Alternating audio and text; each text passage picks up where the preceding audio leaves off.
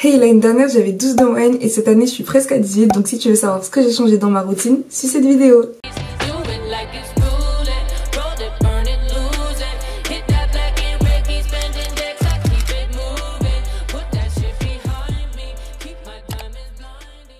Hey tout le monde, c'est Aurélie ou Saturne ou Jenna et aujourd'hui on se retrouve dans une toute nouvelle vidéo. Donc je suis trop contente de vous la faire parce que c'est clairement pas le genre de vidéo que je pouvais faire l'année dernière et l'année d'avant et l'année encore avant. Donc dans cette vidéo je vais vous donner 5 conseils qui m'ont aidé à avoir plus de 7 de moyenne cette année. Et voilà, du coup je suis hyper contente de vous faire cette vidéo et on commence tout de suite. On commence avec le premier conseil qui est d'écouter en cours. Je sais que c'est un classique, je sais que c'est un basique, mais c'est tout simplement parce que c'est le minimum et que des fois on s'en rend pas forcément compte, mais on manque beaucoup d'informations de ce qui est dit en cours. Donc moi je sais que les autres années, bon, il y avait des cours où je bavardais de ouf, vraiment je bavardais de ouf. Mais il faut savoir que de base j'étais déjà une bavarde dans l'âme en fait, ça depuis la primaire, il y avait toujours bavardage, trop bavardage, copine, bavardage partout. Et cette année j'ai vraiment fait des efforts, je parlais pas, j'écoutais de ouf en cours, je disais 2-3 petits mots. Puis aussi j'avoue que avec la rentrée et le fait qu'on avait des nouvelles classes, tout ça, bah au début de l'année tu pouvais pas trop parler, enfin j'ai envie de dire tu connais personne et tout, donc vraiment à cette période là j'étais encore plus concentrée.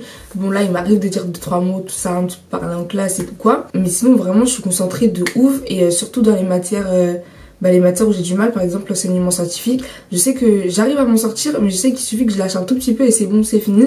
Donc je me suis mis premier rang, j'écoute de ouf et voilà quoi. Donc vraiment écoutez en cours et ça vous fera déjà une bonne partie du travail. La deuxième chose c'est d'avoir un planning de révision. Donc mon planning je vais vous le montrer rapidement, mais vous le retrouvez dans ma vidéo révision pendant une semaine, quelque chose comme ça. Voilà, en gros pour chaque jour mes révisions elles sont inscrites, il y a écrit ce que je vais réviser de ça et c'est quelque chose que je prépare à l'avance. Donc tous les dimanches je me pose et je fais mon petit planning. C'est un truc que j'ai jamais fait les autres années d'avant et ça m'a grave aidé. Je suis tellement reconnaissante pour ce planeur et pour l'agenda que j'ai acheté cette année, puisque vraiment il m'aide de ouf. Donc si ça vous intéresse de connaître mes fournitures, lien dans la description, j'ai déjà fait une vidéo par rapport à ça. La troisième chose c'est de faire des fiches et les compléter à chaque cours. Cette année j'ai commencé à faire des fiches, j'en avais déjà fait 2 ou 3 je pense l'année dernière, mais c'était pas des fiches que je faisais, que j'alimentais à chaque fois etc.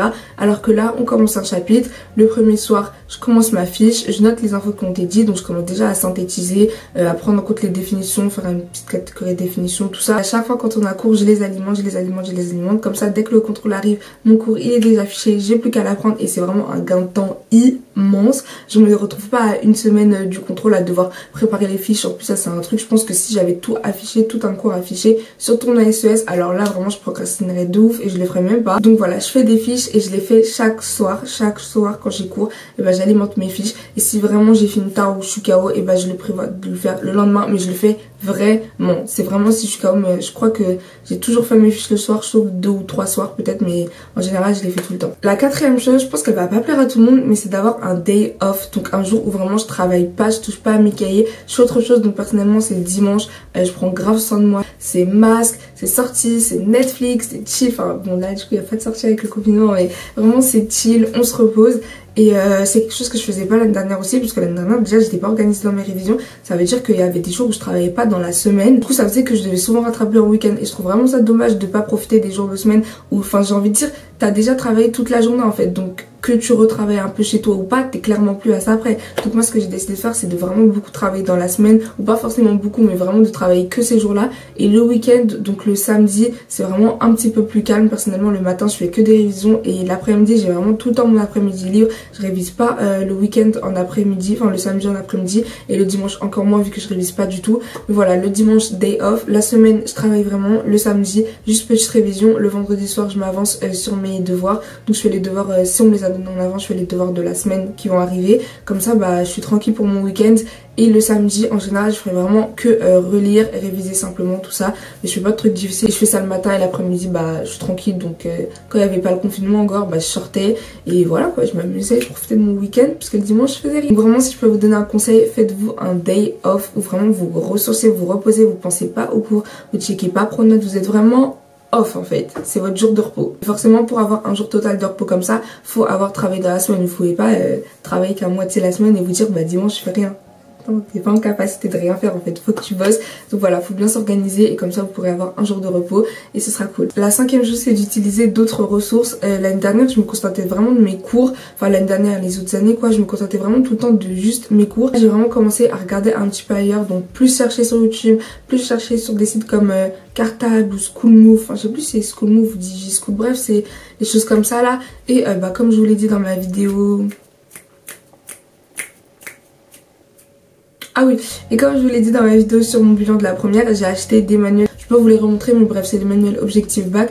J'en ai acheté 3 pour m'aider, donc voilà. Par exemple, je sais qu'à mon contrôle de littérature, j'avais mon cours et j'avais aussi mon manuel et je révisais sur les deux. Ça me permettait d'avoir plus d'exemples, plus parfois de citations. Philosophie, en tout cas, c'est hyper intéressant, hyper cool d'avoir d'autres textes, d'autres choses à citer en fait. Donc voilà, n'hésitez pas à aller chercher ailleurs, à prendre du contenu en plus. L'Anti-Sèche, c'est vraiment une chaîne trop cool. Donc bref, allez en chercher un petit peu ailleurs et vous verrez, ça vous facilitera dans vos cours. Le 6e conseil, donc c'est un conseil bonus, c'est vraiment d'avoir confiance en vous. Je vous en souvenez quand je vous disais, je crois que c'était en juillet, je vous avais fait une vidéo comment glow up cet été en 5 étapes. Je vous avais parlé des affirmations positives dans la partie mentale et je vous avais dit de vraiment utiliser les affirmations à fond cet été, mais il faut voir comment je l'ai fait en fait. Et dans mon carnet d'affirmations de tout cet été, il y a des messages du style merci parce que j'ai eu des bonnes notes cette année, merci parce que mon trimestre se passe super bien, bon du coup on est un semestre, mais merci parce que tout se passe super bien, merci parce que j'ai des super notes, merci parce que en fait j'avais fait plein de messages comme ça et ça c'est vraiment quelque chose qui m'a aidé à avoir confiance en moi pour cette année. Donc voilà, c'est tout pour cette vidéo, j'espère vraiment qu'elle vous aura plu. Si vous voulez 5 conseils en plus, n'hésitez pas à me le dire et je verrai si je peux piocher un petit peu dans ce que je fais, mais je crois vraiment qu'en globalité c'est tout ce que j'ai fait de nouveau. Si cette vidéo t'a plu, tu peux liker, ça me ferait hyper plaisir et viens me suivre sur Instagram pour qu'on reste en contact jusqu'à la prochaine vidéo. C'est tout pour aujourd'hui, on se retrouve bientôt, bye.